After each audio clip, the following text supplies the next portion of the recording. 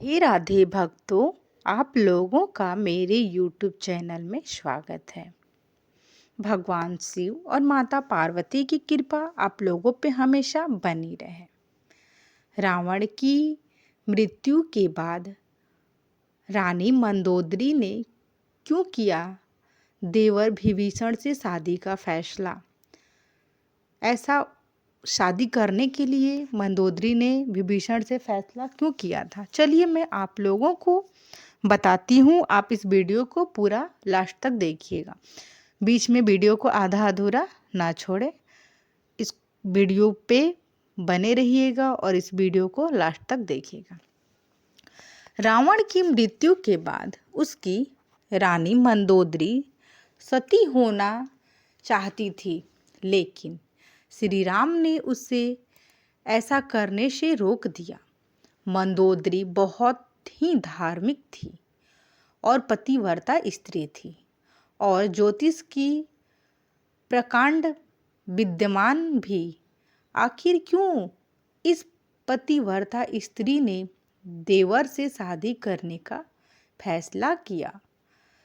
रामायण के कई ऐसे पात्र हैं जिनके जीवन से जुड़ी बातें आज भी रहस्य हैं। इनमें से एक चरित्र रावण की पत्नी का है, जिनके बारे में कई रोचक तथ्य मिलते हैं। आइए जानते हैं रावण की मृत्यु के बाद उनके जीवन के बारे में। हिंदू महाकाव्य रामायण के अनुसार लंका के राजा रावण की रानी के रूप में मंदोदरी को वर्णित किया जाता है। रामायण में उन्हें सुंदर, पवित्र और पतिव्रता स्त्री के रूप में दिखाया गया है। उन्हें रामायण काल की सबसे सुंदर पंचकन्याओं के रूप में जाना जाता है और मान्यता है कि उनके नाम से कई बाधाएं दूर होती हैं। आइए जानें रावण की मृत्यु के बाद मंदोदरी के जीवन की कुछ प्रचलित कथाओं के बारे में। दशहरा खत्म हो चुका है। देश में जगह जगह रावण दहन हो गए हैं। युद्ध में रावण की मृत्यु के बाद जब रावण की मृत्यु होती है, उसके साथ ही जब राम की जीत होती है, तो उस दिन ही हिंदू धर्म में जीत की इस खुशी को दशहरा त्योहार के जरिए जाहिर किया जाता है। रावण के परिवार में दो लोग सीता के अपहरण और युद्ध के खिलाफ थे।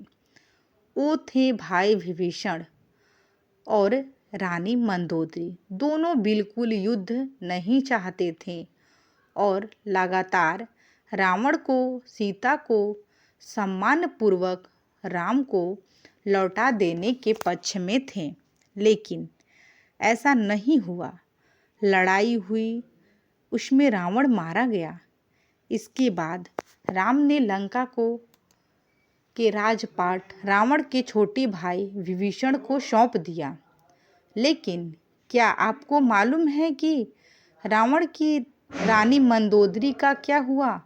आखिर क्यों उसने विभीषण से शादी का फैसला क्यों किया? कौन थी मंदोदरी? पुराणों की एक कथा के मुताबिक मधुरा नाम की एक अप्सरा कैलाश पर्वत पर भगवान शिव की तपस्या में पहुंची।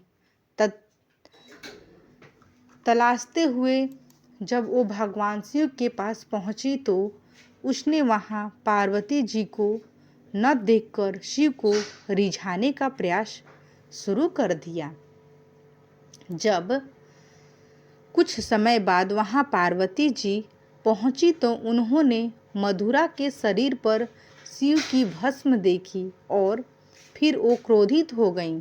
पार्वती जी ने मधुरा को श्राप दे दिया कि वो 12 साल तक मेढक बनी रहेगी और कुएं में उसका वास होगा।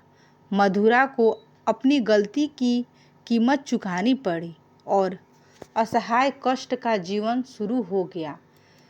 राजा मायासुर ने शपित अप्सरा मधुरा को बेटी के रूप में स्वीकार किया। उसे वो महल ले आए। उसे मंदोदरी नाम दिया गया। मंदोदरी अत्यंत रूपवान और धार्मिक महिला थी। इस तरह मधुरा मंदोदरी बनी। जिस समय ये सारी घटनाएं घट रही थीं, उसी समय कैलाश पर असुर राजा मायासुर अपनी पत्नी के साथ तपस्या कर रहे थे। दोनों एक बेटी की कामना के लिए तपस्या कर रहे थे। 12 वर्षों तक दोनों तप करते रहे। इधर मधुरा के श्राप का जब अंत हुआ तो वे कुएं में ही रोने लगी। सौभाग्य से असुरराज और उनकी पत्नी दोनों कुएं के नजदीक ही तपस्या में लीन थे। जब उन्होंने रोने की आवाज़ सुनी तो कुएं के पास गए। वहां उन्हें मधुरा दिखी, जिन्हें पूरी कहानी सुनाई। असुरराज ने तपस्या छोड़ मधुरा को ही अपनी बेटी मान लिया। मधुरा का नाम बदलकर मंदोदरी कर दिया गया। महल का जीवन और रावण से मुलाकात। असुर राज के महल में मंदोदरी को राजकुमारी का जीवन मिला। वो अपनी नई जिंदगी में बेहद खुश थी, लेकिन इसी बीच उसकी जिंदगी में रावण की एंट्री हुई। मंदोदरी के पिता मायासुर से मिलने रावण पहुंचा। वहां उसने मंदोदरी को देखा और मोहित हो गया। मंदोदरी के रूप को देखते ही रावण मंदोदरी पर मोहित हो जाता है। उसने मायासुर से मंदोदरी का हाथ मांगा। मायासुर से जब उसने मंदोदरी का हाथ मांगा तो मायासुर ने ये प्रस्ताव ठुकरा दिया। तो क्रोधित रावण मंदोदरी का अपहरण कर लाया। दोनों राज्यों में युद्ध की स्थिति बन गई, लेकिन मंदोदरी जानती थी कि रावण उसके पिता से ज़्यादा शक्तिशाली शासक है। इसीलिए मंदोदरी ने रावण के साथ रहना स्वीकार किया। सीता अपहरण का विरोध। मंदोदरी का चरित्र रामायण में बेहद नैतिक दिखाया गया है। जब रावण ने सीता का अपहरण किया था तब मंदोदरी ने इसका विरोध किया। मंदोदरी बार बार रावण को ये समझाने का प्रयास करती रही कि दूसरे की पत्नी का अपहरण अपराध है, लेकिन रावण नहीं माना। आखिरकार राम के साथ युद्ध में रावण की बुरी पराजय हुई। वह मारा गया और मंदोदरी विधवा हो गई। मंदोदरी के साथ भी रावण ने बालपूर्वक अपहरण करके विवाह किया था, लेकिन विवाह के बाद मंदोदरी सच्चे मन से उसके प्रति समर्पित हो गई। हालांकि उसने रावण को बार बार समझाने की कोशिश की कि सीता का अपहरण करके उसने बहुत गलत काम किया है, उसे इस भूल को सुधार लेना चाहिए। विभीषण के साथ विवाह। रावण की मौत के बाद भगवान राम ने मंदोदरी को विभीषण से शादी का प्रस्ताव दिया। जब रावण युद्ध में मारा जाता है तब भगवान श्री राम ने मंदोदरी को कहते हैं कि तुम विभीषण से अपनी शादी कर लो। भगवान श्री राम ऐसा मंदोदरी को समझाते हैं। भगवान राम ने मंदोदरी को विभीषण से शादी करने के बारे में बोले। उन्होंने समझाया कि विभीषण के साथ मंदोदरी की जिंदगी बेहतर रहेगी, लेकिन मंदोदरी ने इस प्रस्ताव को अस्वीकार कर दिया। कहा जाता है कि इसके बाद एक बार भगवान राम, सीता और हनुमान जी के साथ मंदोदरी को समझाने गए। तब ज्योतिष के प्रखंड विद्वान मंदोदरी को महसूस हुआ कि धार्मिक और तार्किक तौर पे सही देवर विभीषण से विवाह करना गलत नहीं होगा। ये महसूस होने पर उसने इस प्रस्ताव को स्वीकार किया। विभीषण से उसकी शादी हुई। मंदोदरी की शादी विभीषण से हो जाती है। हालांकि रावण के मृत्यु के बाद मंदोदरी के बारे में वाल्मीकि की रामायण ज़्यादा कुछ नहीं कहती, लेकिन रामायण के दूसरे वर्जन में जरूर इस बारे में काफ़ी कुछ कहा गया है। विभीषण भी पहले शादी के लिए तैयार नहीं थे। रावण के मरने के बाद जब मंदोदरी विधवा हो जाती है, तब भगवान राम विभीषण को सलाह देते हैं कि उसे अपनी भाभी से विवाह कर लेना चाहिए। ये परंपरा उन दिनों मान्य थी, लेकिन विभीषण के पहले से कई रानियां थीं और वह इसके लिए तैयार नहीं थे।